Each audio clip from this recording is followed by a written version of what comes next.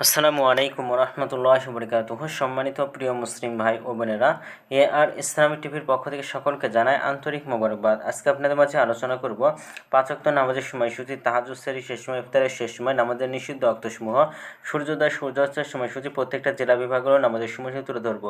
তো এর ফাঁকে আপনারা যে বিভাগ থেকে দেখতেছেন অবশ্যই কমেন্টের মাধ্যমে একটু জানাবেন।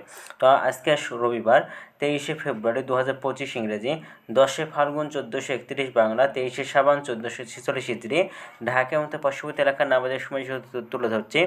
তারপরে অন্যান্য জেলা বিভাগগুলো নামাজের সময়সূচিগুলো আপনাদের মাঝে ধীরে ধীরে আমরা আলোচনা করব। তো আজকে ঢাকা এবং তার পার্শ্ববর্তী এলাকার তাহাজ্জুদ এবং সেহরির শেষ সময় হলো 5টা 6 মিনিটে, ইফতারের সময় সন্ধ্যা 6টা 1 মিনিটে। তো আজকে ফজরের নামাজের রক্ত শুরু হবে 5টা 11 মিনিটে, ফজরের নামাজের রক্ত শেষ হবে 6টা 25 মিনিটে। জোহরের নামাজের রক্ত শুরু হবে 12টা 23 মিনিটে 13 মিনিটে এবং শেষ হবে 4টা 20 মিনিটে। আসরের নামাজের রক্ত শুরু হবে 4টা 21 মিনিটে এবং শেষ হবে 5টা 57 মিনিটে।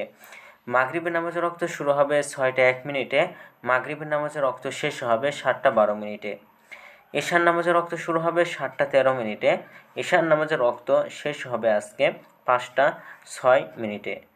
নামাজের নিষিদ্ধ ওয়াক্তসমূহ হলো 3টা সময়: সকালে 6টা 26 থেকে নিয়ে 6টা 41 পর্যন্ত, দুপুরে 12টা 7 থেকে নিয়ে 12টা 12 পর্যন্ত এবং সন্ধ্যায় 5টা 43 থেকে নিয়ে 5টা 58 পর্যন্ত। এর মাঝখানে যতটুকু সময় থাকবে এর মাঝখানে আপনারা কোনো প্রকার নামাজ পড়তে পারবেন না।